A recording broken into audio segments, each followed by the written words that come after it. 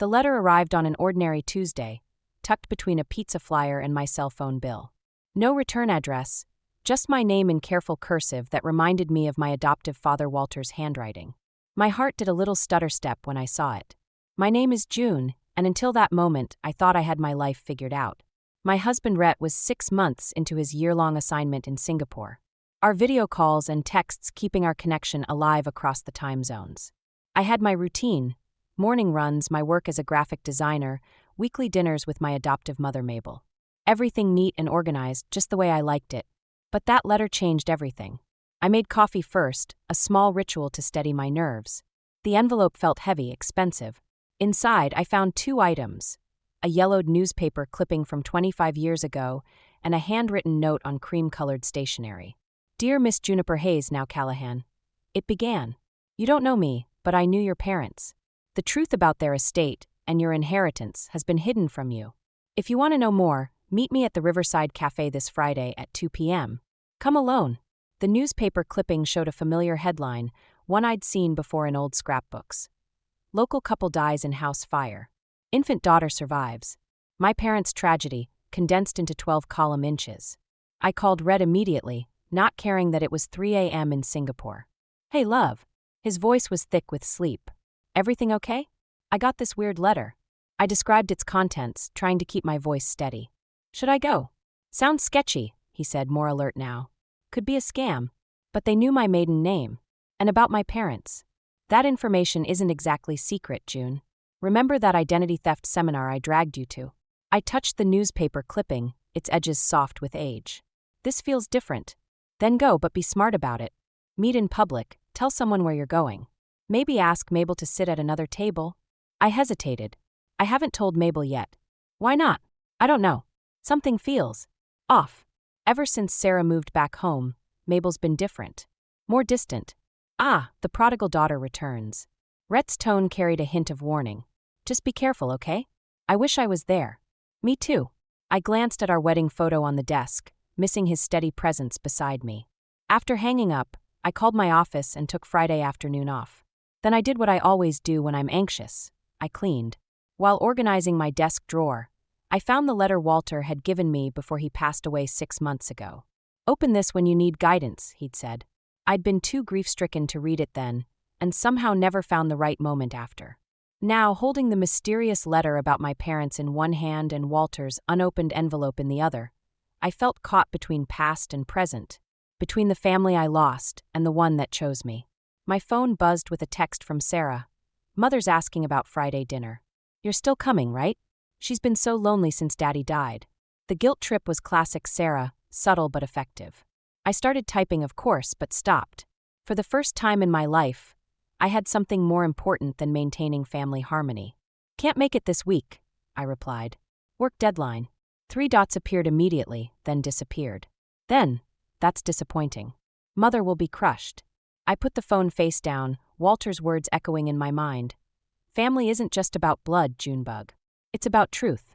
Friday couldn't come fast enough. I needed answers, even if they shattered the careful peace I'd built around myself. Sometimes the most dangerous truths are the ones we've been protecting ourselves from all along. I pulled into the Eldridge driveway Friday morning, my stomach in knots. Not from the mysterious letter waiting in my purse, but from the sleek BMW parked in my usual spot. Sera was home early. The front door opened before I could knock. June. Sera's perfectly painted smile didn't reach her eyes. What a surprise. Mother's just finished making breakfast. She wore tailored pants and a silk blouse that probably cost more than my monthly rent. I glanced down at my worn jeans and felt instantly underdressed in my childhood home. I thought you weren't coming until next week, I said, following her inside. Plans change. She waved her hand dismissively. The London office can survive without me for a few months. Mother needs help sorting through Daddy's things. The kitchen smelled like cinnamon and coffee, but something was off. Mabel stood at the counter, her normally pristine apron spotted with flour, hands trembling slightly as she poured coffee. June, sweetheart. Mabel's smile seemed forced. I wasn't expecting you today. I brought those tax documents you asked for. A lie, but I needed an excuse. Everything okay? Of course. Sera answered for her. Mother and I were just discussing some necessary changes. The house is too big for her now, and the maintenance costs. The house is paid for, I interrupted. Walter made sure of that. Taxes aren't, Sera countered smoothly. And the roof needs replacing. Mother's retirement savings won't last forever. I watched Mabel's face carefully. She wouldn't meet my eyes, focusing instead on arranging cinnamon rolls on a plate. Walter had always handled the finances, but I'd assumed everything was secure. We could help with the repairs, I offered. Red and I. Don't be ridiculous. Sera's laugh was like ice crackling. You can barely afford your own place. Besides, Mother's already considering my suggestion to move into Cedar Grove Retirement Community. The plate clattered as Mabel set it down too hard. One cinnamon roll tumbled onto the counter. I haven't decided anything, Mabel said quietly. Serafina's just trying to help. By selling our home? The words burst out before I could stop them. Walter loved this house. Daddy's gone, Sera said sharply. Then, softer. We have to be practical now. My phone buzzed. A reminder about the mysterious meeting at Riverside Cafe. 2 hours away. I needed to leave soon, but leaving Mabel alone with Sera felt wrong. Mother, remember when June was little? Sera's tone turned syrupy sweet. How she used to follow Daddy around like a lost puppy. So desperate for a father figure. My cheeks burned. Sera had a talent for making even happy memories sound pathetic. I should go, I said, standing. Mabel, can we talk later? Just us. Actually, Mabel fidgeted with her apron strings. Sera and I have appointments all week. We're meeting with financial advisors, realtors. I'll keep you updated, Sera smiled, placing a possessive hand on Mabel's shoulder. Family decisions and all that. The emphasis on family wasn't subtle. I'd heard it before, in the weeks after Walter's funeral, when Sera suddenly reappeared after years of sparse holiday visits. Walking to my car, I heard them arguing through the kitchen window. Can't keep babying her, Sera's voice drifted out. She's not really. The window slammed shut. I sat in my car, hands gripping the steering wheel. The mysterious letter about my parents' estate felt heavier in my purse. Whatever secrets it held, they'd have to wait. Something was very wrong in the Eldridge house. And I couldn't shake the feeling that Sera's sudden interest in helping had nothing to do with family loyalty. My phone lit up with a text from Rhett. How's it going? Ready for your mystery meeting? I typed back. Change of plans. Need to dig through Walter's old office files first. Something's not adding up. Be careful, he replied. Sera's always played the long game. He was right. And this time, she was playing with our family's future. I started the car, heading not to Riverside Cafe, but to my old storage unit where I'd boxed up Walter's papers. If Sera wanted to talk finances, I needed to know exactly what I was dealing with. The mystery of my parents would have to wait. Right now, I had a promise to keep to the father who chose me. The storage unit smelled like old books and broken promises.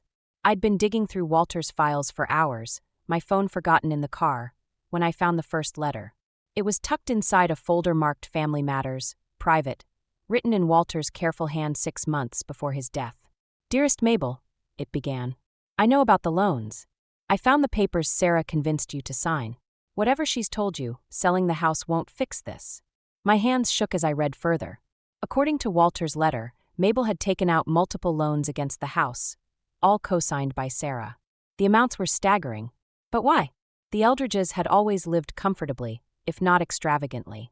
Deeper in the box, I found bank statements, legal documents, and more letters. Each piece revealed a pattern I'd been too blind to see. Sera hadn't just returned home to help. She'd orchestrated this entire situation years ago. A noise outside the storage unit made me jump. Keys jingling, footsteps approaching. June. Sera's voice echoed through the corridor. Your car's outside. What a coincidence. I scrambled to gather the papers, shoving them into my bag. Just cleaning out some old stuff. Sera appeared in the doorway, blocking the light. Mother's worried sick. You missed our family dinner, aren't answering your phone. I lost track of time. She stepped inside, designer heels clicking on concrete. Her eyes scanned the boxes, lingering on the one marked Walter's office. Anything interesting? Her tone was light, but her shoulders tensed. Just memories. I stood, clutching my bag. How did you know I was here? Mother mentioned you stored things here after Daddy died. She picked up a framed photo of Walter and me at my college graduation. She's not getting any younger, you know. The stress of maintaining that big house, managing finances. The stress of owing hundreds of thousands in loans, you mean? The photo slipped from her fingers, glass shattering on impact. Oops. I found the letters, Sera. Walter knew what you were doing. Did he? She stepped over the broken glass. And what exactly was I doing, June? Helping my mother access her home's equity? Protecting her financial interests? Unlike some people, I actually contribute to this family. By convincing her to take loans she can't repay? Setting her up to lose everything. You don't understand business. Her smile turned sharp. Or family, really. How could you? You're just some stray daddy brought home. The words hit like a physical blow, but I forced myself to stand straighter. Walter made me promise to protect them, Mabel and the house. Both. Walter's dead. She moved closer, her perfume overwhelming in the small space. And his little charity case needs to back off. Mother's already signed the listing agreement. The house goes on the market Monday. She wouldn't. She did. Because she trusts her real daughter. Sera reached for my bag. Now, whatever papers you think you found. I yanked away, backing toward the door. Don't. Fine. She smoothed her blouse. Keep them. It won't change anything. By the way, I had an interesting chat with someone today about your parents. The real ones? Fascinating story. My heart stopped. The mysterious letter, the missed meeting. What did you do? Protected my family's interests. Like always. She stepped past me into the corridor. Better hurry home, June. Looks like rain. I waited until her footsteps faded before sinking to the floor, surrounded by fragments of the broken photo. My phone had 17 missed calls. 3 from the mysterious number that had sent the letter, the rest from Mabel. The last text message made my blood run cold. I'm so sorry, June. Sera showed me the truth about everything. It's better this way. Please don't fight this. I called Rhett, not caring that it was 4 a.m. in Singapore. They're selling the house, I said when he answered. Sera's been planning this for years. She's got something on my birth parents too, and my voice cracked. June, listen to me. His voice steadied me. Remember what Walter always said about truth? That it comes out in its own time. Exactly. So let's make this Sera's time. He paused. Check your email. I've been doing some digging of my own about your sister's London office. Turns out it doesn't exist. I opened my laptop, rain beginning to drum on the storage unit's metal roof. Whatever game Sera was playing, she wasn't the only one who could uncover secrets. Walter had taught me that family was worth fighting for, and I was just getting started. I spent the weekend buried in Rhett's research. The London office where Sera claimed to work? A virtual address. Her impressive investment portfolio? A web of shell companies and borrowed money. Every thread I pulled revealed another lie. Monday morning, I drove to the real estate office listed on the sale agreement Mabel had signed. The agent's nameplate read Thomas Green, but the face behind the desk was familiar from Walter's funeral, Sera's college boyfriend. June Callahan. He straightened his tie. Sera mentioned you might stop by. Did she mention the fraudulent loans too? His smile flickered. I'm not sure what you're implying. I placed Walter's letters on his desk. These show a pattern of financial manipulation dating back 3 years. Sera convinced Mabel to take out loans, then used the money for her fake business ventures. That's a serious accusation. He slid the papers back without reading them. And irrelevant. The listing agreement is legal and binding. Is it? Because I have proof you're not licensed to sell real estate in this state. The color drained from his face. Look, Sera just asked for a favor. Said her mother needed help. My phone buzzed. A text from an unknown number. Still want to know about your parents? Coffee shop across from your office. Now, keep the copies, I told Thomas, standing. Show them to your lawyer. You'll need one. The coffee shop was nearly empty when I arrived. A woman sat in the corner, gray hair pulled back severely, reading a newspaper. She lowered it as I approached. You're late, she said. I'm Margaret Winters. I was your mother's best friend. My hands trembled as I sat. You sent the first letter. And you missed our meeting. She studied me over her coffee cup. Dealing with Serafina instead, I assume? How do you? I've been watching. Waiting for the right time. She pulled out an envelope. Your mother left this with me before she died. Said to give it to you when the vultures started circling. Inside was a key and a handwritten note. Storage Unit 23, Central Lock and Key. Everything you need to know is there. Trust no one named Eldridge. Love, Mom. I don't understand. Margaret leaned forward. Your parents didn't die in an accident, June. They were investigating financial fraud at Walter Eldridge's bank. The fire was meant to silence them. The room spun. Walter would never. Not Walter. His first wife. Serafina's mother. My phone lit up with texts from Mabel. Where are you? Sera says you're threatening her friend Thomas. Please come home. We need to talk. Why tell me now? I asked Margaret. Because history's repeating itself. Sera's using the same playbook as her mother: isolate, manipulate, destroy. Only this time she's targeting you. I stood abruptly, knocking over my untouched coffee. I need to go. The storage unit, Margaret called after me. Go today, before Sera figures out what you know. Outside, I called Rhett. Voicemail. I texted instead. Emergency. Need you to look up someone named Margaret Winters. And any connection between Walter's bank and my parents. Another text from Mabel arrived. Sera's lawyer is here. Says you're harassing Thomas. Please stop making things worse. I started my car, hands shaking so badly I could barely grip the wheel. The storage facility was across town. I could make it there and back before. A tap on my window made me jump. Sera stood there, smiling. Going somewhere? She asked through the glass. Mother's waiting at home. Time for a family meeting. In my rearview mirror, I saw Margaret watching from the coffee shop door, shaking her head in warning. Two paths stretched before me. Face whatever trap Sera had set at home, or follow my dead mother's clue to the truth. Either way, someone I loved would get hurt. I put the car in reverse. Tell Mabel I'll be late. Sera's smile hardened. Don't make this harder than it needs to be, June. Some secrets should stay buried. I drove away, her words echoing in my head. In the rearview mirror, I watched her pull out her phone, no doubt setting the next phase of her plan in motion. The key in my pocket felt like it weighed 1,000 pounds. Whatever waited in that storage unit, I had a feeling it would change everything. Again, central lock and key was a maze of identical metal doors, each one holding someone else's secrets. Unit 23 was at the far end, tucked away in shadow. The key trembled in my hand as my phone buzzed again. Mabel's 15th call in an hour. The lock clicked open, and musty air rushed out. Inside, stacked bankers' boxes filled the small space, each labeled with dates from over 20 years ago. On top lay a manila envelope with my name on it. My mother's handwriting. My real mother's. Before I could open it, footsteps echoed through the corridor. Heavy. Deliberate. June. Mabel's voice, shaky and uncertain. Sera said I'd find you here. Of course she did.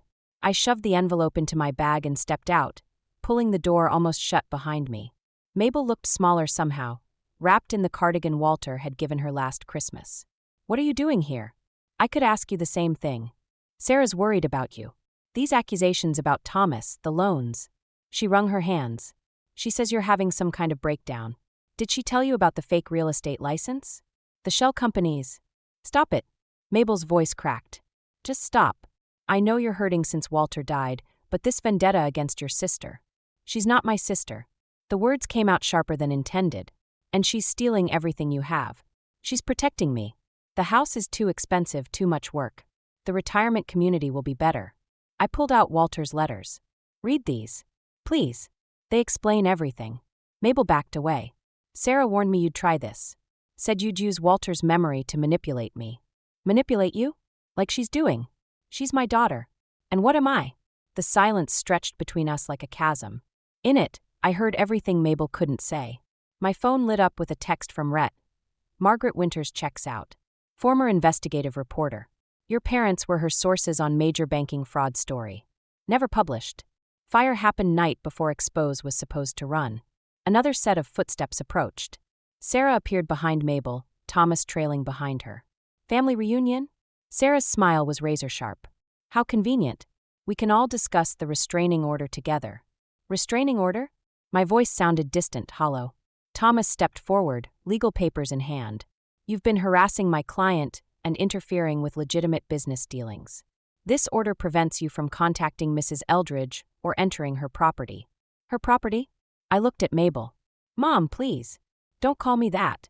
Mabel's words hit like physical blows. Not now. Not after this. Sera wrapped an arm around her mother's shoulders. The police are on their way. You should go. The storage unit, I said desperately.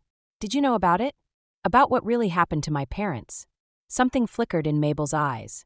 Fear? Recognition? But Sera steered her away before she could respond. Last chance to leave quietly, Sera whispered as she passed. Or should we discuss what really happened the night Walter died? My blood ran cold. I'd been with Walter that night, helping him organize his office. He'd seemed fine when I left. The heart attack happened hours later. Hadn't it? Footsteps again, this time accompanied by radio static. Police. I ducked back into the storage unit, grabbing the envelope and one box at random. Through the crack in the door, I watched Mabel lean into Sera, both of them talking to the officers pointing down the corridor. My phone buzzed one last time. Rhett, booked emergency flight home. Don't confront them alone. Whatever happened to your parents, Sera knows more than she's saying. I slipped out the back exit as police flashlights swept the hallway. In my rearview mirror, I watched Mabel crying into Sera's shoulder, the perfect picture of a mother comforted by her devoted daughter. The envelope from my mother sat heavy in my passenger seat. Whatever truth it held would have to wait. First, I needed to understand what Sera meant about Walter's death. Because suddenly, I wasn't sure I knew anything about either of my families anymore. The box from my mother's storage unit sat unopened on my kitchen table for 3 days. I couldn't sleep, couldn't eat. Every time I reached for it, Sera's words echoed in my head. What really happened the night Walter died? My phone lit up. Rhett, landing in 2 hours. Don't do anything until I get there. Too late. I'd already called Margaret Winters and arranged a meeting at the cemetery where Walter was buried. Neutral ground. No restraining orders could keep me from visiting my adoptive father's grave. I found Margaret already there, standing before Walter's headstone. You look terrible, she said without turning around. Did you know? My voice cracked. About Walter's death? Yet suspicions. She handed me a folder. Bank records from the night he died. Large transfers from the Eldridge account to offshore holdings. Sera's holdings. My hands shook as I read. The timestamps showed transactions at 11:42 p.m., nearly an hour after Walter was pronounced dead. His passwords, I whispered. Someone used his passwords. The question is, who was with him last? I was. I'd helped him organize files, watched him take his heart medication, left him working at his desk around 9 p.m. His medication. The pills, I said. Sera had been organizing his prescriptions since she moved back. Said Mabel couldn't handle it anymore. Margaret's expression hardened. June, there's something else. About the night your parents died. Gravel crunched behind us. Sera stood there, elegant even in morning black.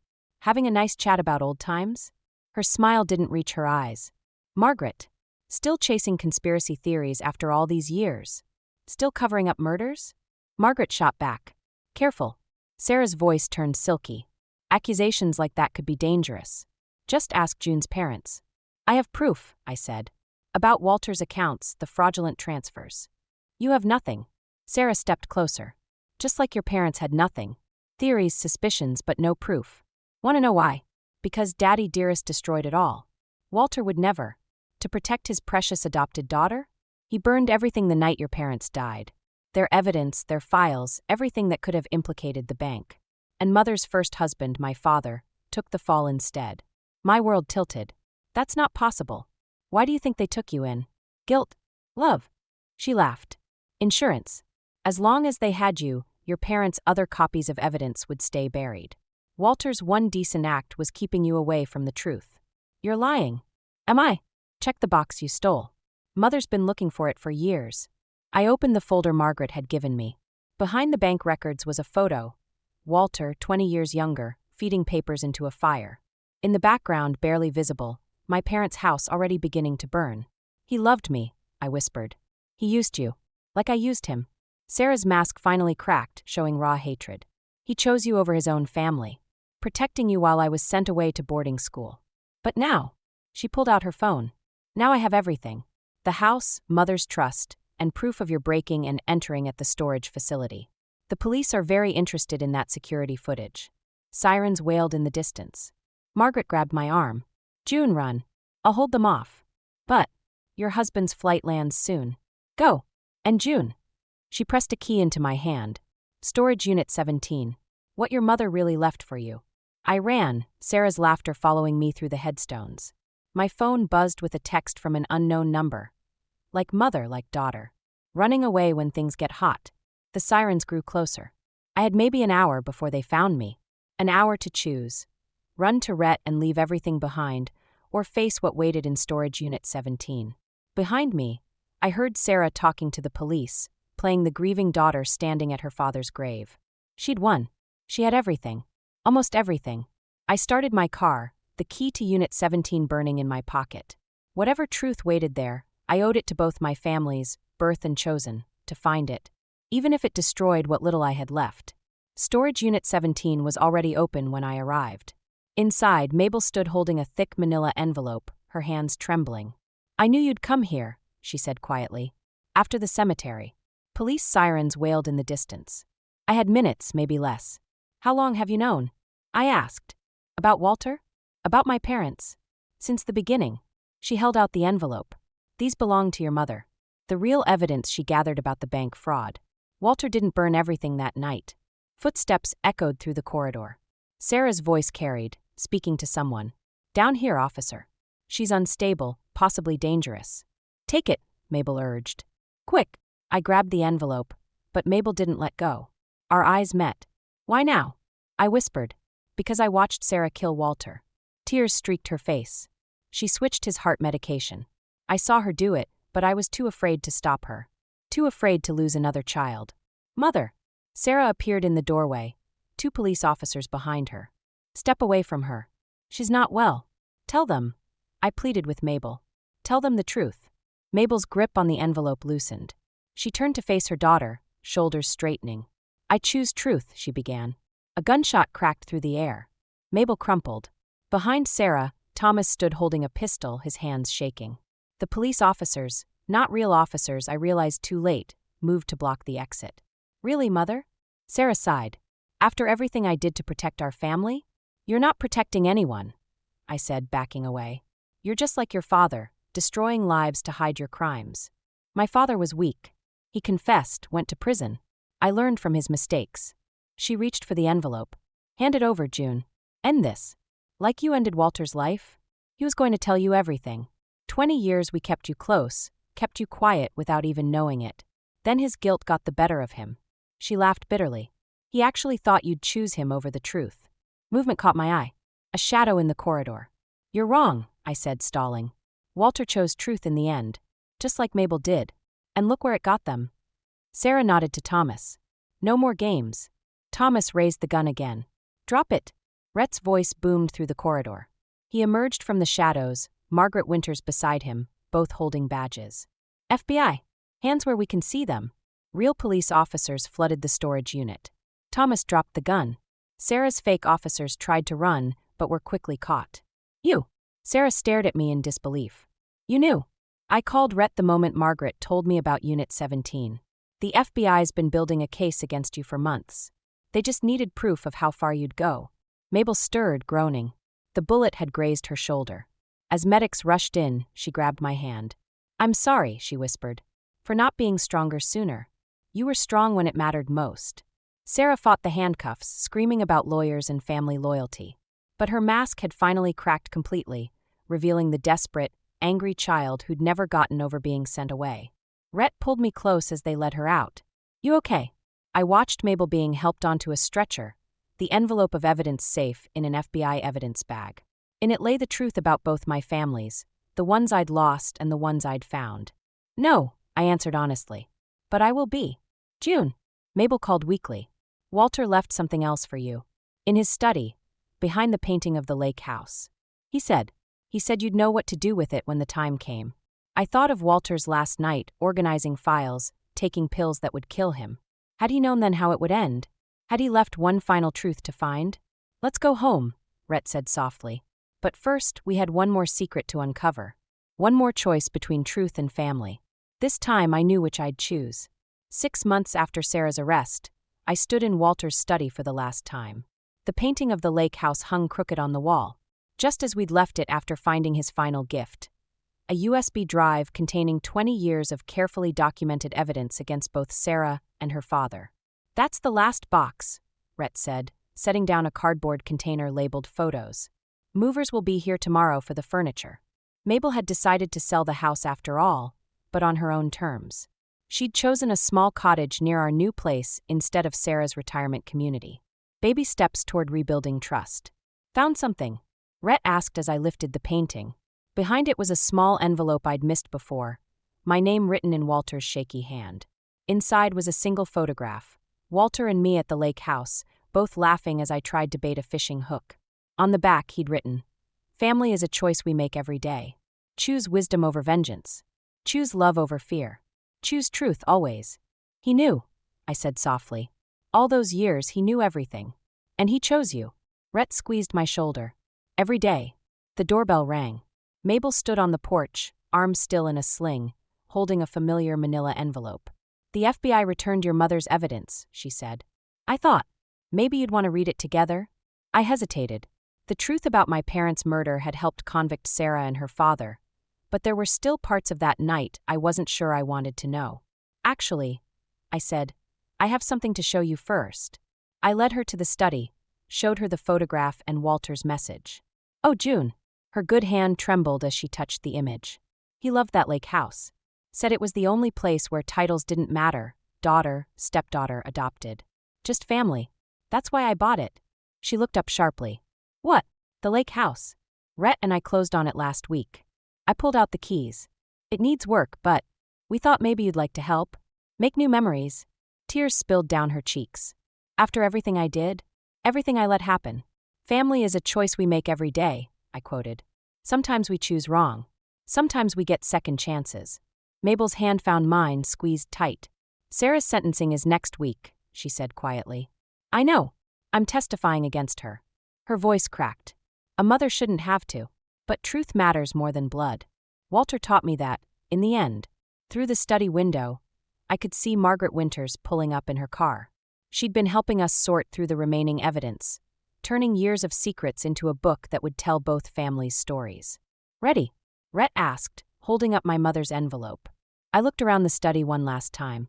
Here, Walter had made his final choice, taking pills he knew were wrong, buying time for truth to emerge. Here, Sera had sealed her fate, choosing vengeance over love. Here, Mabel had found her strength, choosing truth over blood. And here I stood, my adopted mother on one side, my husband on the other, a photograph of better days in my hand. Ahead lay the lake house, waiting to be filled with new memories. Behind lay 2 families' worth of secrets, finally brought to light. Actually, I said, let's save it for the lake house. Some stories are better told where titles don't matter. Mabel smiled through her tears. Walter would have liked that. We left the study together, leaving the painting hanging crooked on the wall. Let the new owners wonder what secrets it kept. Our truth lay elsewhere, in a quiet place by the water where a man once taught his chosen daughter to fish, to love, and to choose wisdom over vengeance. Some choices echo through generations. Some truths take years to surface. Some families are born, some found, and some rebuilt from the ashes of what came before. In the end, we choose which kind we want to be. Every single day.